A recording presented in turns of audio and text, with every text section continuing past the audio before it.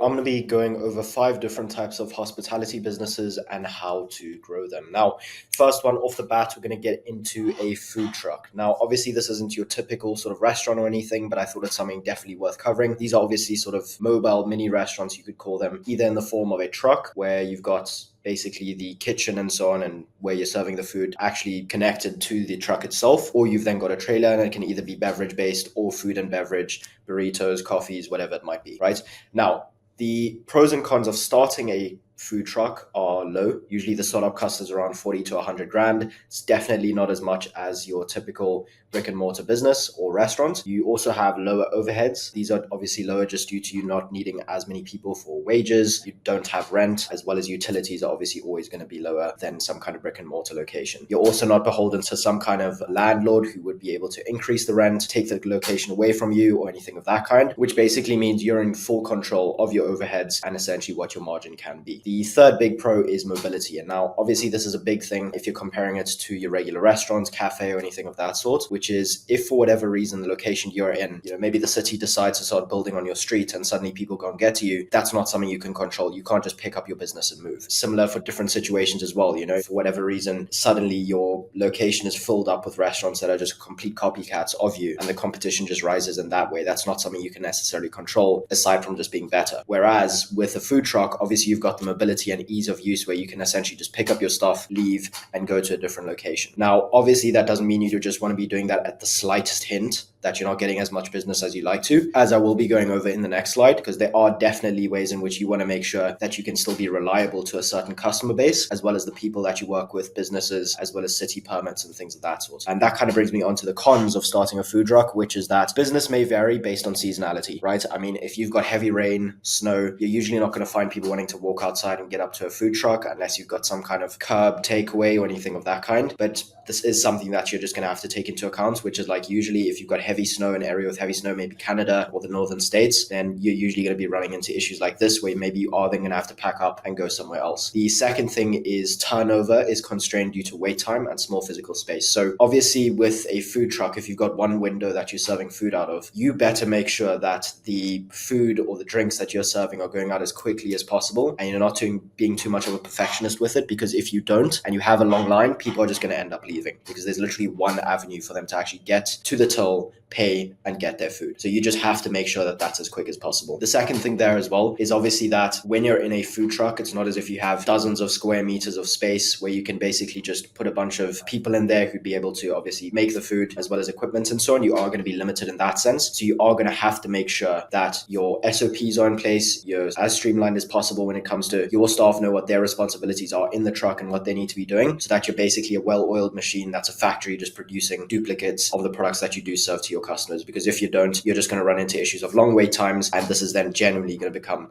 a really big constraint. The third thing then is, since your entire operation depends on the truck, any mechanical failure or kitchen equipment issue can result in a massive amount of downtime and lost revenue, which you can't necessarily control. Obviously, if you're in a restaurant and maybe something in the kitchen isn't necessarily working, or you have a leak in the roof or something of that sort, it's something you can usually patch up quite quickly, and you don't necessarily need to close shop for weeks on end or days on end. Whereas with a food truck, if you've got a problem with the engine or something of that kind, or you generally have like a flat tire, it's not something you can necessarily fix in the quickest amount of time possible without having a massive loss in revenue just from the customers that do rely on you being in a certain place at a certain time. Again, coming back to the point I made earlier, which is reliability. If you're wanting to scale a food truck, I'm also going to be getting into that obviously, and the main two kind of reference points that I've used here is, first of all, one of our clients, Mohsen Virani, who owns the Hot Cheesesteak out of Texas. They do around 720 grand a year. I'm just basically using some of the insights and strategies that he's shared along his journey and how he's grown his business, as well as then obviously we've got Kyle Gurley here, who you might have seen on I think it's the YouTube channel Uplift. He owns a business doing around 1.6 million a year. They've grown basically by 100% every single year on year for the past 4 years. Basically just going to show you guys through the insights and strategies I gained from them and how you could obviously use them for your food truck. So first one of the biggest advantages you have, which is what I kind of mentioned earlier, is being location free to an extent, right? Obviously just because you're going to have to make sure you have the correct permits and things of that sort, because it's not as if you can just show up and pitch up wherever you'd like to in the middle of the street. But it does mean that as I mentioned earlier, if you are in a situation where you're realizing business is getting a bit slow in an area and you've been there for a while, it does mean you can simply just pack up shop, move somewhere else, and find somewhere with better business, better foot traffic, or people that more so suit your ICP. The big point here, though, and a tool that you should be using in order to make this work, is you shouldn't just be randomly picking spots across the city where you're going to be showing up and basically putting up your shop. What you need to be doing is testing different locations within the city based on the data you can find on who actually lives there, what kind of people live there. If maybe you're a coffee food truck, you want to be going in places where corporates are, or there's lots of businesses where people would be consuming coffee on a consistent basis. Or maybe if you serve more sort of fast food and things of that sort, then you maybe want to go somewhere where there's some kind of entertainment in the area or something of that kind. And so what you want to actually be doing is not just choosing random spots across the city, but find a couple through testing, basically A/B testing, which give you the best amount of business after a certain amount of time, and then get to a point where you've basically got 5 to 10 locations within a 5 to 15 mile radius where you can simply just be regularly there. And this also means then you don't lose out on one of the big problems that food trucks do lose out on, which is the fact of like they miss out on a lot of sort of regular customers, right? Because obviously if they're moving around all the time, those customers that were in one area can't necessarily expect you to be there again. But if they know on a consistent basis, these are the locations you're going to be in within a 5 to 15 mile radius, which is usually how long people are willing to drive in order to get food, then that obviously means you're able to basically bypass that issue, right? And just capitalize on those people being retained and you having that retention, which is one of the biggest things in regards to growing your profit margins. The second thing then is going to be making sure you have a strong USP for people to remember you by. This isn't necessarily the biggest thing, as I mean, if you've got a truck that sells burgers, another one that does smash burgers, as long as your product is pretty good and you've got good service, that's essentially it. And you're in a spot where there's enough foot traffic, I mean, you can do well. But if you're thinking about going in a place where there are already quite a few competitors in the area, you're not going to be doing yourself any disservice by having a strong USP. So for example, having some kind of food concept that isn't necessarily heard of in that area. For example, with Kyle Gurley, one of the things he did, can't necessarily remember where exactly he brought it from, but in the state he was in, they hadn't really heard of many things sort of like Mexican, I guess, to that extent, sort of Californian Mexican food. And so that's what he then brought to that state, which obviously was a pretty big USP, which people liked about him, which got them coming back. Because basically, I mean, if you've got a good USP, some kind of unique selling point around your food and concept, then it just means it's something really easy for you to then scale up and get people coming back into the restaurant without having to do crazy amounts of spend on marketing or anything of that kind. The third thing then, and the most efficient way for you to scale, is collecting fans from consistently showing up to things like events, festivals, and marketing yourself for catering. The big thing from here is that if you can just be in one spot where you know there's going to be a large group of people, even if at the time they aren't necessarily the biggest amount right then and there, it is something where at least you can kind of build that relationship with the owners of either that event or that festival, where they know you're reliable enough to actually come to a place and stay, even if the business isn't great enough. And so when those times do come where it is actually busy, you can make an absolute killing. Because one thing that I've gathered from the research, as well as speaking to some of our clients, is that a big mistake a lot of people who own food trucks make when they come to these events is they stay there for around 1 or 2 hours. They realize there isn't that much business to be had within that time frame, and they simply just leave. Now, you have to ask yourself, when you're dealing with people, when you're dealing with relationships in business, are the owners of that event or festival, when they thought to themselves, look, I'm trying to bring this value to my customers who are coming to this event or festival by having this food truck there, they're just leaving. Why on earth would I ever get them back again when there is a good time for them to be there, right? And so essentially what you want to be making sure is, again, sort of similar key phrase I'm constantly using is reliability is key. And that's obviously going to equal positive word of mouth in regards to those business owners speaking to each other, referring you to them, and then obviously you having quick access to large groups of people at these events and festivals who would then be able to obviously come back to the food truck in situations where you're not in that environment. So essentially, those are the 3 biggest ones that I've gathered, and I'd definitely be using if I was you. Obviously, there's a couple other things that are going to be in there, but these are sort of the 3 main ones that are going to have the biggest impact for you starting out. Next one is a pop-up. This is basically where chefs, culinary staff that operate in pre-existing businesses, locations, or stands, they'll basically just be showing off their skills, menu they've created, essentially either a restaurant that already exists or in some kind of temporary standing, so maybe a tent or something of that kind, some kind of festival again, something like that. Essentially somewhere where it's not a permanent location, but just somewhere where they can show off what they have to offer without having to take the upfront risk of getting into a brick and mortar location. The pros and cons of this are kind of similar to what I've mentioned, which is the low startup cost. You've got no long-term leases, utilities, renovations, nothing of that kind. Literally your only costs are going to be staff as well as the food that you serve. And then the second one is going to be allows you to test menus, find your ICP, and figure out the industry and make connections. One of the big problems that a lot of people who start restaurants or takeaways struggle with is they'll they'll have poured hundreds of thousands of dollars into leases, utilities, equipment, renovations, things of that kind to open their first location without having any actually clear idea on whether this is going to be successful in that location. So whether they're going to have a clear connection or clear product market fit, or whether there is actually demand for what they're trying to sell. Now, obviously you can do as much research as you like, but at the end of the day, it's all going to come down to whether the proof is in the pudding and people are willing to buy your food. However,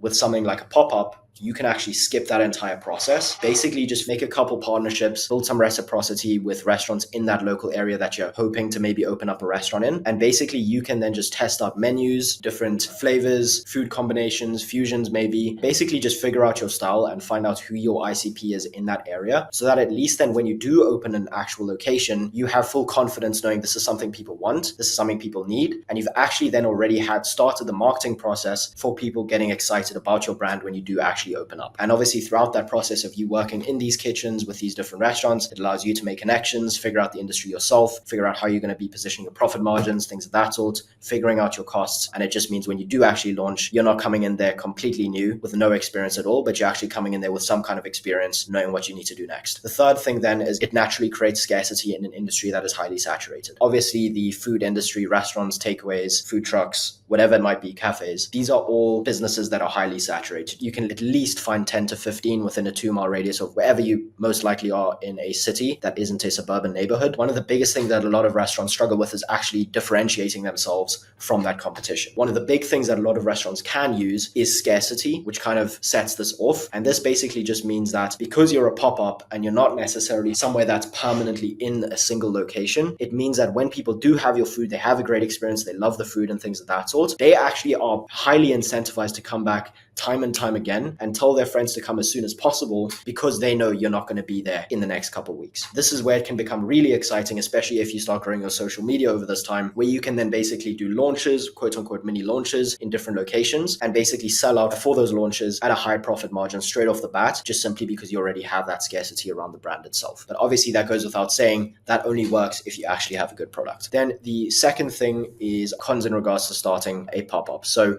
the first thing is going to be, obviously it's unpredictable revenue as venues aren't always available. So as nice as it sounds that you don't really have to pay for leases, utilities, renovations, things of that sort for your own restaurants, your own brick and mortar location, it is going to mean that you're going to basically be relying on other people being kind enough or seeing the value in having you at their location and serving their customers, right? And so this is where things that I haven't actually seen anyone actually try out before, things like maybe cold email, cold DMs, and reaching out to those local businesses within the area are going to be really useful. So for example, something with cold email would be basically you'd find a database of restaurant owners or restaurateurs in the location you're looking for. You'd upload that list to an email marketing software, so something like SmartLead or ListKit. You then send out a massive blast of those emails, all automated to those people all at once. You're not wasting your time. So maybe 100 to maybe even 1,000 if there's that many in the area. And then from those people, whoever you get a response from, you then send them a personalized video such as the one I'm filming for you right now. And in that video, you maybe explain what your use case to them would be, how you can add value, and essentially just what they would get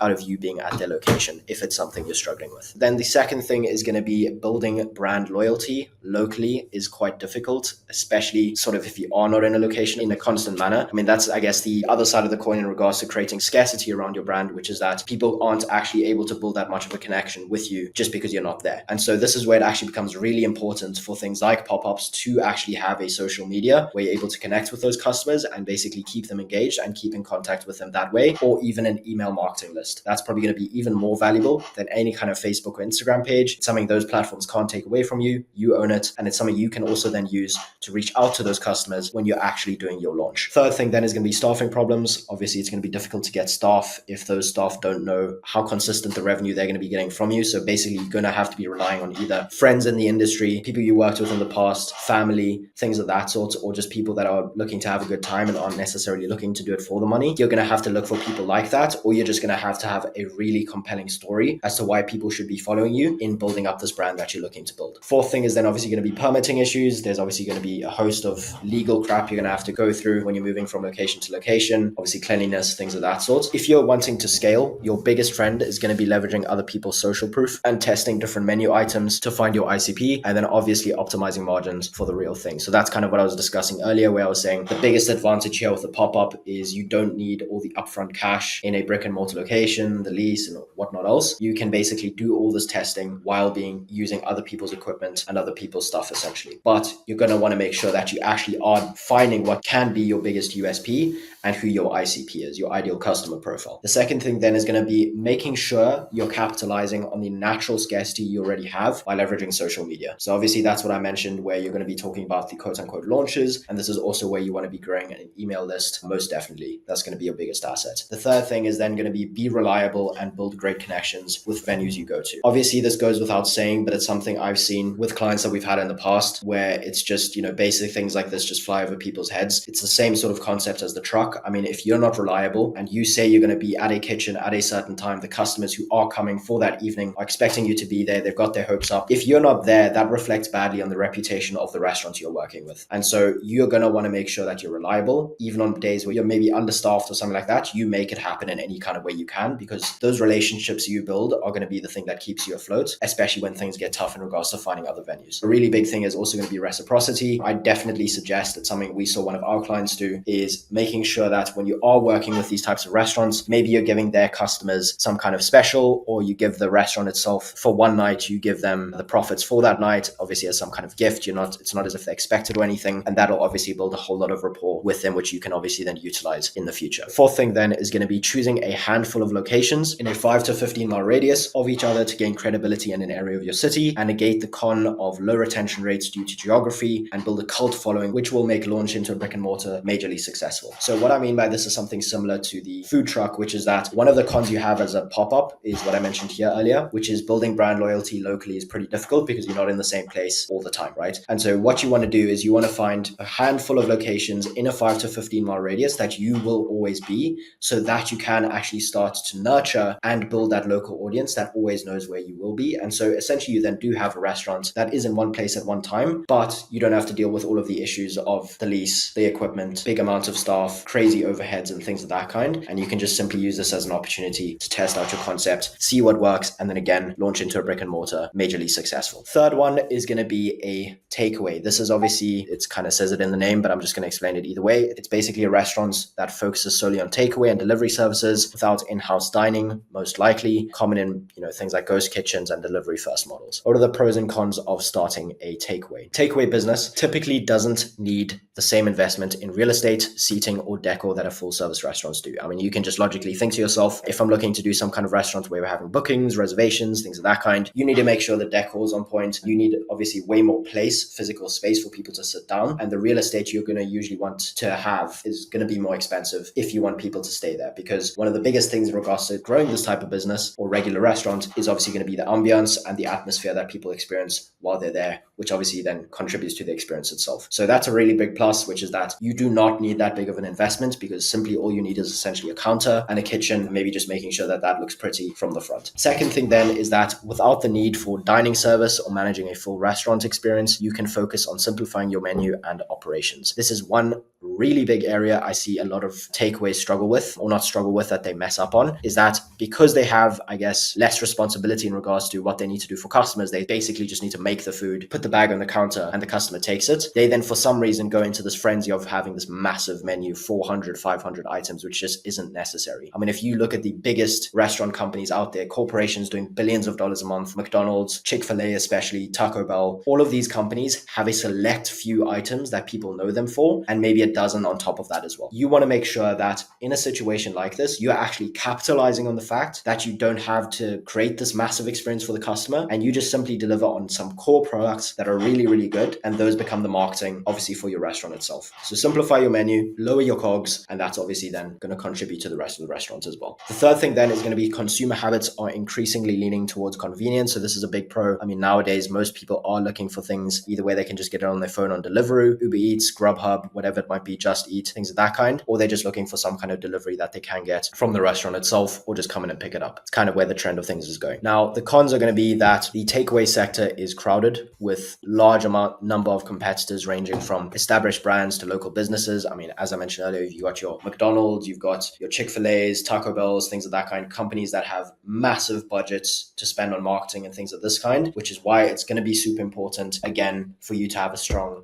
unique selling point. Second thing then is going to be harder to build a connection with customers. Obviously, if you're not in a full service restaurant setting where you're actually speaking to people, interacting with them, serving their food, and having a prolonged experience that can last up to 2 hours long, you aren't going to necessarily, as a brand, be able to build the best connection with those customers because you're obviously essentially just taking their money and giving them food, right? And so that's obviously a kind of con, but that can be negated with different actions as well. The third thing is going to be logistics are far harder than regular restaurants with obviously you've got your drivers, things of that kind, in regards to delivery and so on. And then the fourth thing is going to be profit margins can be especially low if you rely on third-party delivery apps, because obviously things like, as I mentioned, Uber Eats, Grubhub, Just Eat, whatever, they're taking around 30% per each order, which is obviously pretty insane. So if you're wanting to scale, ideally, you're going to want to make a concept that makes it easy for customers to come basically once a week or more. This will mean that you need the same or better consistency than companies like McDonald's or Chick-fil-A. The reason most people come back week on week to these companies is because when they buy a quarter pounder or when they buy a chicken sandwich from Chick-fil-A, they know exactly what they're getting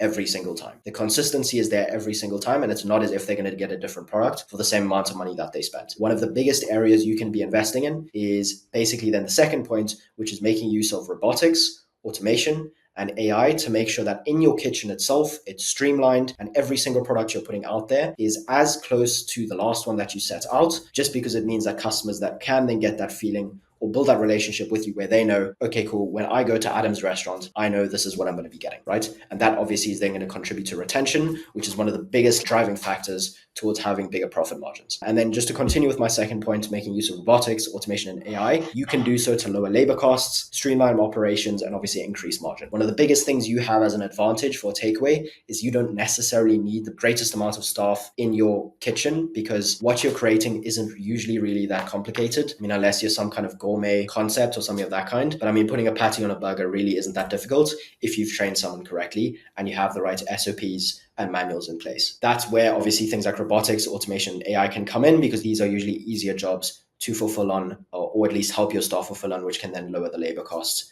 down the line. Due to the high level of throughput in the kitchen, make sure you keep the menu simple with some great bestsellers that you get known for. This will make creeping food costs easy to keep low and reach economies of scale. So that's obviously what I mentioned earlier. Again, one of the big reasons this is also super important is because if you can have a select amount of items on your menu, maybe 20 to 30 items at max, it's really easy for you to basically get a hold on what exactly your food costs are and to keep them constant. One of the biggest areas restaurants and takeaways struggle with is that when you have these large growing menus, it's very difficult for you to basically keep in touch with your staff and find out, okay, cool, how much money am I actually losing out on here, right? On every single item, how much money am I actually spending? Because there's just so much that's going on. Whereas when you've just got a select amount of items and you can keep things stable and you can basically keep the expectations stable with your staff and how much they should be using, then obviously it's easier to keep things low and then obviously reach economies of scale from there because it's basically just SOP'd. The places where we're getting a lot of these insights, especially for the takeaways, is from one of our clients, the Doughbox, really big pizza franchise in Canada. We're working with one of their locations currently. This is Isaac, he's the head of systems. And then we've also got Turth here, who's the owner of the location. One caveat I do want to throw in here before we carry on, just in regards to takeaways, is using third-party delivery apps is going to be great to get your name to new customers and basically just act as marketing material. But I've seen it time and time again where takeaways become highly unprofitable there and make their customers used to discounts or become fully reliant on them. So what this means, and this is something Turth actually told us about as well, the guy I just mentioned here beforehand, is that when you become reliant on these delivery apps, this is, and I'm sure some of you have probably experienced this if you do own a takeaway, this is where they can become quite cheeky and start discounting your food. And obviously they then tell you, look, we'll cover the costs or whatever, and they don't necessarily always do. And so you just lose out on money. The secondary effect of that is that when you're always doing discounts on these platforms, because that's always what they're wanting to do, it's something then that your customers get used to when they actually come into the store itself. And so it also then gets to the point where if you're fully reliant on them, the only way these customers know how to interact with your business is through this third-party system, which basically means you don't own your customers, they do, right? Which obviously is not a great place to be if you're wanting to scale further down the line. And it also just means you become highly unprofitable just because of the amount of money that these companies take from you, which you're now basically fully reliant on. So you can't even complain about it. I mean, there was one restaurant I spoke to a while ago. He was in a shopping mall in the UK. And basically he'd gotten to the point where he'd signed a contract with Uber, basically exclusively with Uber for a year. And he'd gotten to the point where all of his revenue was essentially coming from Uber, and Uber had been telling him, look, we're going to be doing these discounts, we'll pay you back, we'll make sure to compensate you for it, whatever else. They never really did. It ended really badly for him with the relationship he had there. And it basically meant he dropped a massive amount of revenue that he was doing beforehand,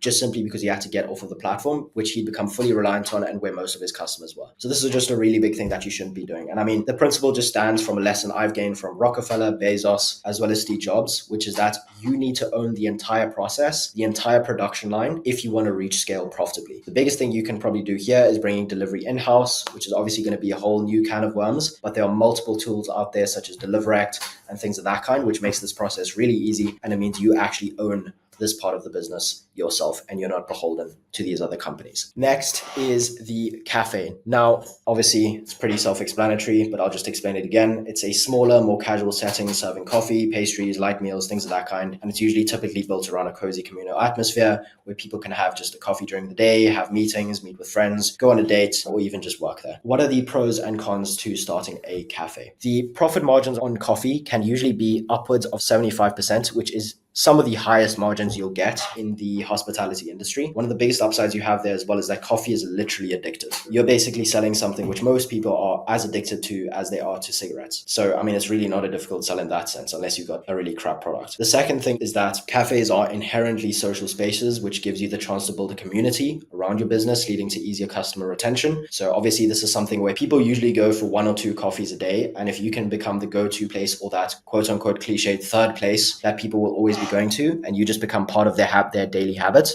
then obviously that's going to mean easier customer retention and higher profit margins. The third thing is then going to be, it can be started at a low risk with a similar methodology to a pop-up. So you could start a cafe basically with the concept of your cafe or your brand with a trailer, truck, or something of that kind, essentially allowing you to figure out who your ICP is, ideal customer profile, and your unique selling point with a low upfront cost. One caveat I also just want to mention here on that first point is that this 75% margin is something that a lot of people talk about when they're talking about starting a coffee shop or a cafe and basically how quote unquote easy it is. The one thing you have to realize is that is just the cost of the beans themselves, right? That's your margin on the beans. You've obviously then got labor costs, rent, things of that kind, basically all the other costs that go into a regular restaurant. And these are things that you're going to have to keep in check, which means that your average margin is probably only going to be around 10 to 25%, which is still higher than the average restaurant, but it means it can drop really low if you don't do your job correctly, right? And obviously you don't keep your costs in check. The cons of starting a cafe are standing out amongst all the competition out there, and the current local go-to spots will be pretty difficult without a clear defined USP. If you're going into any kind of big city and you're looking to start up a cafe, you've obviously got your big companies like Starbucks, all of the bigger corporations with billions of dollars,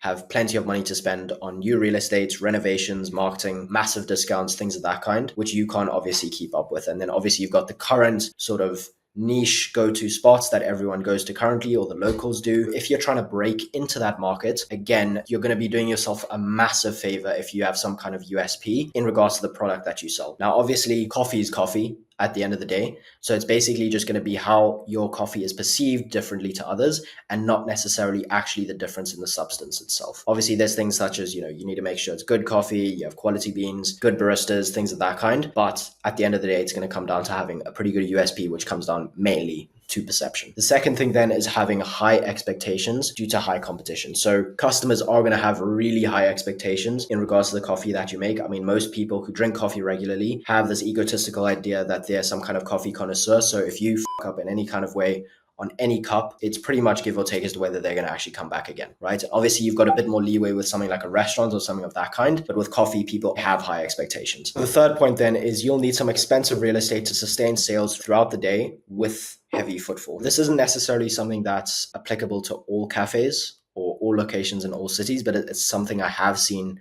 quite often, which is that if you have a cafe in a spot that isn't necessarily throughout the day filled with footfall, where people are coming in wanting to have a coffee and things of that kind, you are going to have basically some struggles sustaining sales throughout the days and throughout the week. Because let's say, for example, you're in a very heavy sort of corporate area and people are only going to be coming in that sort of morning rush without you having any kind of smaller dishes or food or anything of that kind, it is going to be difficult for you to basically keep up with the competition in that local area if you don't have something to serve alongside that during the later hours of the day. A fourth thing which I could actually add in here, which I haven't mentioned, is the fact that with a cafe, I mean, a lot of the time you're going to be basically restrained to the hours of the early mornings to about the late afternoon, just because most people are not going to be having a coffee at 8 p.m. at night. And so actually something really interesting, which I've seen happen in London with some of the clients that we used to work with, is that they would have the cafe essentially be a cafe during the day in the morning. And then at night, it would turn into a bar, like a cocktail bar or something of that kind, which is really interesting. And obviously just means you can capitalize on two very lucrative or high margin foods, which is alcohol and then obviously coffee as well. So that's always a good idea. If you're wanting to scale a cafe, the first thing would be digging into current health trends in a section. By the way, this is for this first point. This is advice I'd be giving as of now, Thursday, the 24th of October, 2024, because it's a trend I've been seeing. And I think it's something people should be capitalizing on, which is digging into current health trends. People are way more health conscious than they used to be. In a section of your current menu around either trendy terms such as biohacking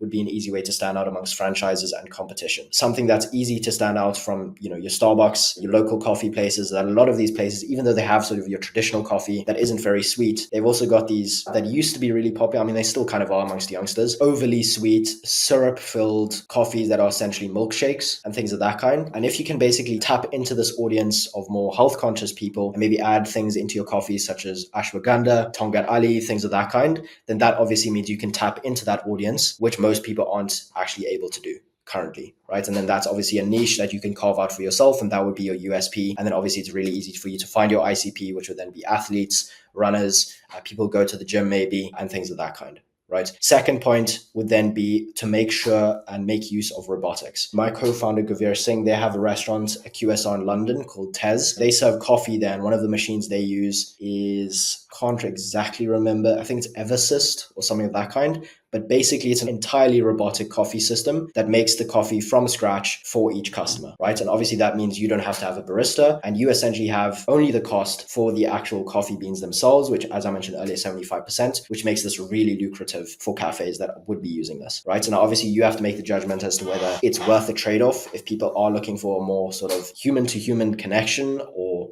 relationship with the cafe that they go to. But then again, you are probably going to need someone in the shop either way to make sure that the robot isn't fucking up or that it is being fixed if there's some kind of malfunction. It just means you have lower labor costs at the end of the day. The second thing then is automation and AI. This is kind of a similar concept to what would be going on with the takeaway. So this is things where you can then implement things to make sure that you're roasting your beans correctly. You don't need someone to entirely do that then by themselves. There's robots these days that can do that, as well as AI that can then handle orders, kiosks, things of that kind, which obviously just streamline things. That means you need less people in the shop itself. The third thing would be, don't be afraid to raise prices. It's something I've seen with a lot of clients who do own cafes, which is that they're very afraid to raise prices for whatever reason, right? Especially if they're sort of these independent businesses. It's not something you should be. I mean, at the end of the day, you've got to stick with trends. You've got to make sure that you're profitable, and raising prices isn't going to scare people away if you've genuinely got a good product, a good experience for your customers, and something that they constantly want to come back to. The fourth and final point is going to be something I actually got from research I did on a company based out of Germany in Berlin. It's a cafe or a bunch of locations of cafes that's called the Five Elephant Coffee. They're a company owned by Chris Shackman, who's the co-owner, and then he's obviously got his wife as well. They're super successful, and they started out as any other cafe would with one location. Basically, they saw a gap in the market with cheesecake, funnily enough, in Germany, as well as the fact that there just weren't that many cafes in Germany, sort of in the traditional sense that you'd find in the States or in different places in Europe. And so they obviously opened one of the first there, and that's the gap they took a hold of, and it's why they're successful now.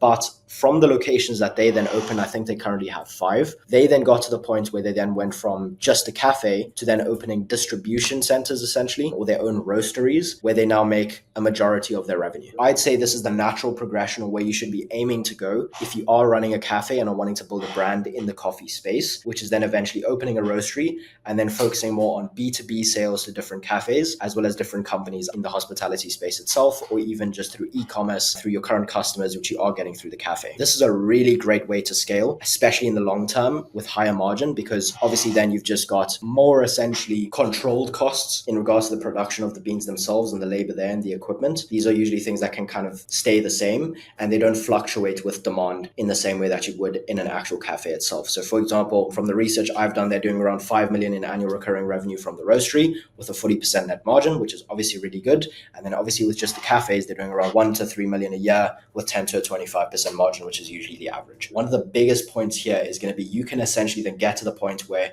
you've built up so much brand equity and trust with customers in the local area around the cafes that you have and that brand. If you were to just simply go out and start from scratch and sell the beans themselves or start with a roastery, it'd be very difficult to do the marketing for that, right? You'd have to spend thousands of dollars on paid advertising, influencers, things of that kind. But you essentially have already a current distribution center and marketing system, which is being done through the cafes themselves, where people get to basically test and buy your products for a low amount of money, a low entry fee. And then from there, they can obviously invest into getting the beans themselves in larger batches, either through e-commerce. And then obviously you can open a secondary stream of revenue through B2B contracts with different cafes and things of that kind, right? So I'd say that's probably the natural progression and where you then see the biggest amount of growth in your margins themselves. The last one and the most exciting, which is the full service restaurant. Again, self-explanatory, but I'll explain it again, which is a traditional dining experience with table service, full menu, and high guest engagement. If you're looking to scale a restaurant, before I do get into basically the exciting strategies, insights, tools, and whatever else you can use to scale as quickly and as efficiently as possible, you need to have the foundations right. Because without them,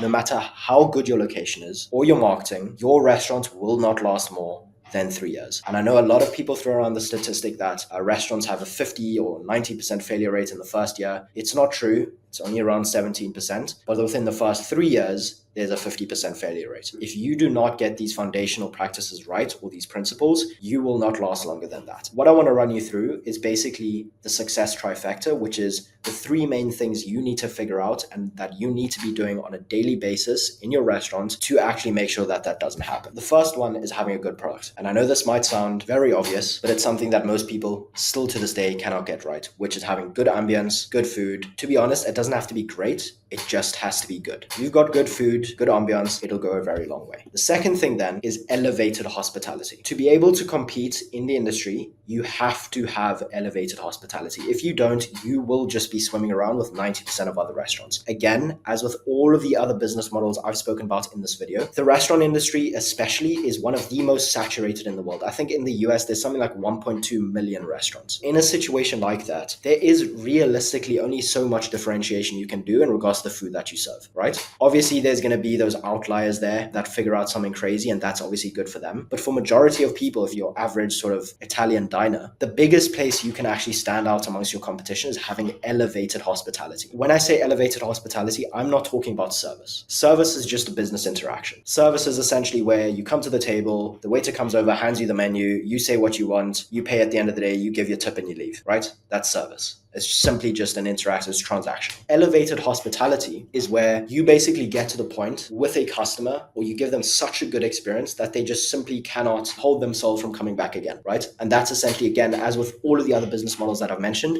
where you're going to make the biggest jump in your margin, which is in customer retention. Now, the third thing is to basically have good food, good ambiance, good experience, and elevated hospitality, but then to do it consistently. And this is where most restaurants trip up, because if you are able to provide good food and elevated hospitality consistently, you're right in the sweet spot as to where you want to be to actually experience the greatest amount of success. But if you don't, it's going to basically mean that any other activities you take part in to grow that restaurant are going to be futile, and you are going to basically shut doors within the next 3 to 4 years. The reason this is, and the reason this is so important, especially the consistent part, and it's why most people get it wrong, is because there's two differences in basically having good food and elevated hospitality. And that's essentially the X factor versus the controlled concept. What this means is that for food, for having good food, it's not necessarily that it's easy, right? There's still obviously difficulty in creating good food, having a good menu and things of this kind, but it's something that's controlled, right? It's in the kitchen. You can have manuals, SOPs, you can train your staff. At the end of the day, the chef will be going through the motions day in and day out, and then they know exactly what they want to do. It's not as if you smile at the carrot the one way, it's going to act differently in the pan the next day. But you have an X factor when it comes to elevated hospitality, which is the guest, right? The guest is something entirely variable, which you have absolutely no control over. Whether they come in and they've had a bad day, whether they've had a good day, whether they just got divorced, one of their family members just died. As difficult as it sounds, your staff basically has to be trained to be able to handle every single customer that comes through the door and give them such a good experience that they are dying to come back again. And this is where the consistently part gets difficult, because it's easy to have consistently good food. It is very difficult to have consistently good elevated hospitality. The way in which you can have consistently good elevated hospitality is through advanced leadership that needs to hold up all of the training that you do give your staff. So a lot of people just don't really have that great leadership in the actual restaurant itself. I mean, if you're looking at your general manager and he's kind of just coming in at the beginning of the day, you've got some kind of huddle that you're going through with the rest of the team. There's no real sort of inclination there that the manager is looking to give people, the customers themselves, a good experience. He's basically just yelling at the other staff in the restaurant, telling them what to do and not setting the example. That's not what I mean by advanced leadership. Advanced leadership means someone who's actually teaching through actually doing, right? Which is the biggest way your staff can actually see, okay, cool, the person who's telling me to do this has done this themselves and I can see they're doing it. And so this is something obviously I need to then keep my standards up to. The second thing then is clear-cut training and manuals. So each staff member knows what their responsibilities are. Third thing is clear consequences for when they don't do what they're supposed to do. So this is the staff. And the fourth thing, and the biggest one, is having ongoing training for staff after their initial ramp-up period to keep the consistency going. The reason a lot of restaurants will have difficulty in keeping that consistency of elevated hospitality to their customers is because they basically just see training as that initial ramp-up period when a staff member starts at the restaurant and they just don't do anything after that. This is where you need to basically be making sure that you're hammering in the consistent same points every single week and saying, this is how we do things. These are the SOPs, the standard operating procedures you follow. This is how you do things. And these are the manuals that you are going to be following, right? The procedures. If that is the case and you're training on them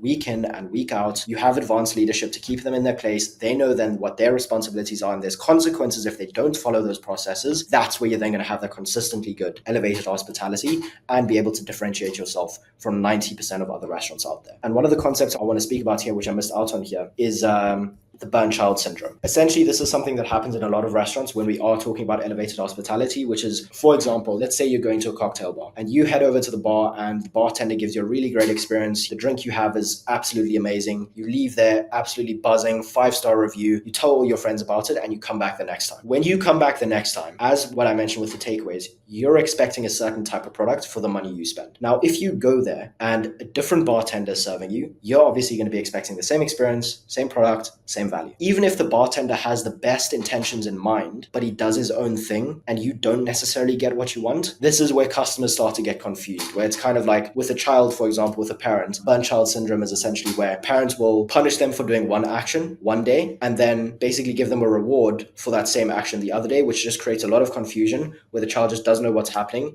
and ends up being resentful, right? And so the same things happen here where it's basically the customers giving the same input of what they want and they're getting something different back, which just leads them to have a lot less trust in the brand themselves in your restaurant, and it really is going to hurt your retention. And so even though your staff might have the best intentions in place there when they are doing these things to give them the best experience, if they're not the same consistently and they have a manual to follow and a standard operating procedure, this is where you're going to then run into those issues with those customers coming back and you actually being able to retain them. The reason this is so important is that, as I just mentioned, your biggest friend in the restaurant industry is customer retention. This means having customers that have such a great experience that you just have to come back without gimmicks. What I mean by without gimmicks is all these loyalty programs, discounts, things of that kind. Obviously, they have their use case. They can be useful in some situations, but a lot of the time, it's like putting a Band-Aid on a bullet wound, right? If you don't have good elevated hospitality and you're trying to fix your customer retention with discounts and coupons, that's not what's going to do it, right? You're going to burn yourself into the ground. Again, it comes down to service versus experience, which experience basically just means having a structured process that your staff knows as soon as this customer walks through the door till the minute that they leave, this is the experience we expected to give them. This is the verbiage we expected to have, the knowledge about the menu we expected to have, and this is how we're going to speak and treat the customer. If you have all of that locked in, then we can start getting into the cute strategies, which I'll basically just be running you through right now. The first one being is how to increase sales. So there's two ways I think about growing a restaurant, which is that first of all, you have to have your method for increasing your sales and then decreasing your cost. If you do one without the other, it's not necessarily going to have the biggest impact. And quite honestly, I think the worst one is when people think decreasing the cost is the way in which they're going to grow. It's just not going to happen, right? Throughput is throughput. The first place that we found a massive amount of success with one of our clients, for example, Harvier, you probably would have seen him in another one of our videos. We made him around 16 grand in just over a weekend simply by implementing the system that I'm going to be walking you through today. And this is an additional 16 grand that he did not have before. What is the way in which we scale these restaurants, or that I've found the biggest amount of success with our clients? That is hosting private events or catering. Usually this is a side of the restaurant that most people are already kind of, they have some kind of demand on. Maybe they're hosting 1-2 events a week, doing some catering on the side, maybe things of that kind. But I really would highly suggest creating an infrastructure. We have multiple videos on this. We just posted, our last one was on this exact strategy, actually breaking it down step by step, which is exactly how to actually scale this side of the business, which is something I'd highly suggest you spend quite a good amount of money and time on actually figuring out how to do. And the reason this is such a good way to scale and why it's suggested over posting reels on Instagram and investing in some kind of creative agency or running ads to basically get people to make a reservation or anything of that kind is those are usually ways in which you can't actually see the direct impact of what you're doing. If you post a reel on Instagram, yes, you might get 1.3 million views and people come in for the next week, but it's not something that drives consistent sales for your business, right? So the first reason that this is so important is that you have a one-to-many advantage with hosting private events or catering, which basically means you need to make one sale to get 50 to 100 customers through the door, which are customers who are in a controlled environment in the setting of an event. For a private event or catering gig, you know exactly how much staff you need, you know exactly how much food you need, and you know exactly the procedures that are needed to give those customers the best experience possible, right? It's entirely controlled since it's not regular customers that would be coming through during that time period. You can give those guests that are coming from that one person that you closed the best experience possible to then have them come back again. And this means that these events are essentially ways in which you get paid from that one customer who wants to host the event at your venue to then basically market to the customers that they bring with them. The second point then as well is that you obviously then have higher margins because you can have less staff, you can optimize things in that way, obviously prepare properly, you have less wastage, things of that kind, and you obviously have higher injections of cash into the business at a time where it's not like you're getting smaller in transaction of 50 to 100, $150. You're getting a huge transaction of around 5,000, 10,000, even 15,000 at a time. The third thing then is a low cost to acquire customer. If you follow the steps in the video that I just mentioned earlier, we'll actually just link it below. You can have a really low cost to acquire customer through something like paid ads on Facebook and Instagram. Most of our clients, they're getting a cost to acquire customer of around 30 to 50 bucks. And if you think to yourself, spending 30 to 50 bucks to get someone for 5,000 is worth it, you'd probably keep pulling on that lever until the day you die, right? The fourth thing then is it takes slots during the week that usually aren't busy. Something that you can do is basically just make sure that when you are booking these events, they can be in times that you usually aren't busy either way. And so that's obviously something where you can then capitalize on those times that wouldn't have even had customers coming or that many customers coming in them, which then obviously doesn't affect your regular trade as well. The second point is lowering cost and increasing margin. The way in which we usually do that, or we suggest our clients to do so, and it's part of the company that we own as well, is through automation and AI. The first thing you can do to implement is AI automated analysis for inventory management. You could search that up in Google. There's plenty of tools out there in the way in which you can do so. So basically, this just means that you can basically have AI that's integrated into your POS, that's analyzing exactly the patterns in between when you need certain items throughout the week so that you can then obviously have less food wastage and increase your margin that way. The second thing then as well is correct tracking through software. So one of the biggest places that I've honestly seen with the customers we have is that they have the most crappy accounting that you can find. They're still doing things either on pen and paper or even just doing things on Google Sheets, which is buggy at best.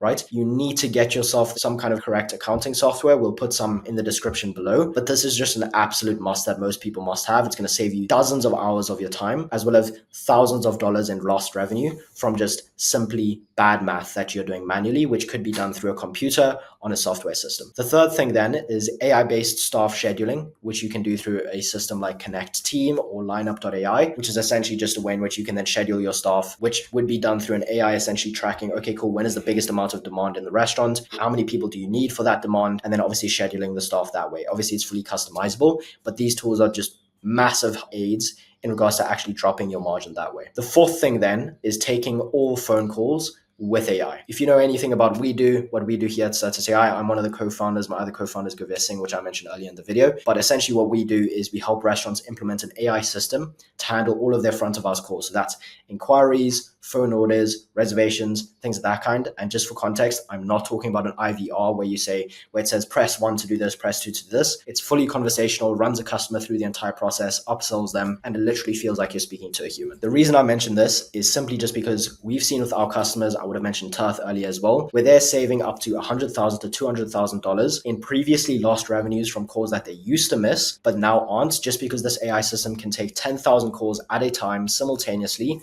24/7. And the secondary point as well is that obviously the increased revenue from the average order value that can be introduced from simply having this AI that can consistently upsell and will never make a mistake. Biggest point again then as well is simply the fact that, what did I mention earlier? I mentioned that elevated hospitality comes down to doing it consistently. With AI, this is not something where AI will simply just forget the lessons that it's been taught, right? Or the programming that we've put into it. So when we tell it to do things a certain way, it's going to be following that procedure, which means your customers can consistently expect the same experience, the same level of service, and the same level of hospitality when they do interact with you over the phone, which obviously sets a precedent for when they do come into the restaurant, which obviously then gives them a good experience as well. That's pretty much it from me. I hope you guys did get some kind of value from this video. I know it was a very much a long one here, much longer than I expected. I thought it'd be 12 minutes long, ended up being an hour, but I guess that's the cost you have to pay, the price you have to pay for doing something that's actually, value to the people that are consuming this video. But that's pretty much it from me. I hope you have a good day. Cheers.